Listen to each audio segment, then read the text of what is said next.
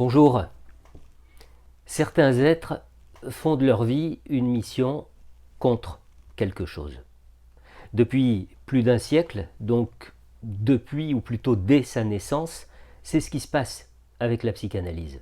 Hormis une petite période d'accalmie dans les années 70 à 90, la discipline a toujours été la cible d'attaques très directes, le cœur de cible étant, selon les époques, le père de la psychanalyse lui-même, la méthode utilisée au cours de la cure, la durée de la cure, ses résultats, enfin les positions parfois extrémistes de certains praticiens.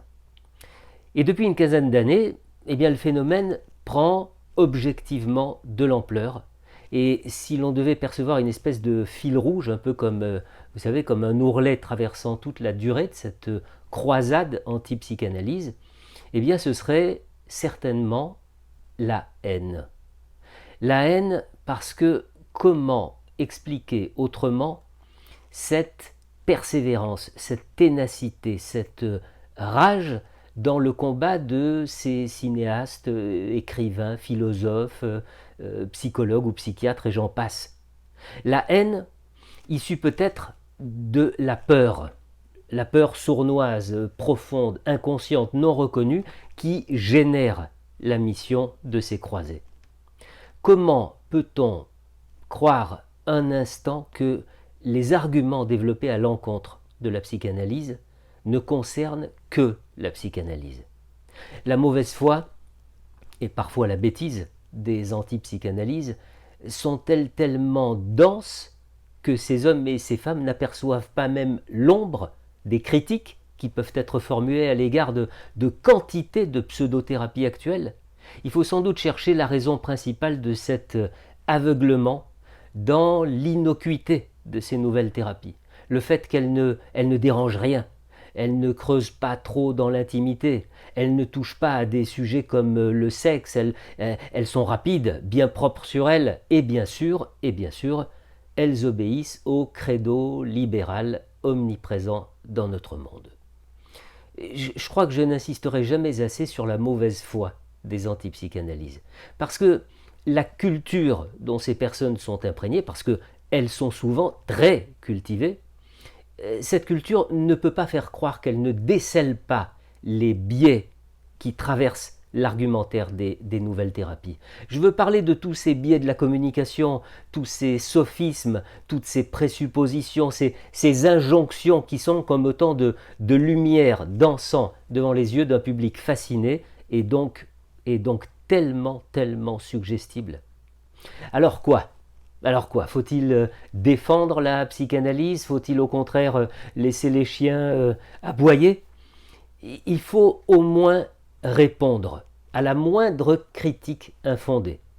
Il faut renvoyer à l'expéditeur ses jugements à l'emporte-pièce. Et il faut aussi, c'est évident, faire le ménage dans nos propres rangs. La psychanalyse a beau être subversive, on ne peut pas tolérer des prises de position qui vont à l'encontre de la liberté, du respect du sujet.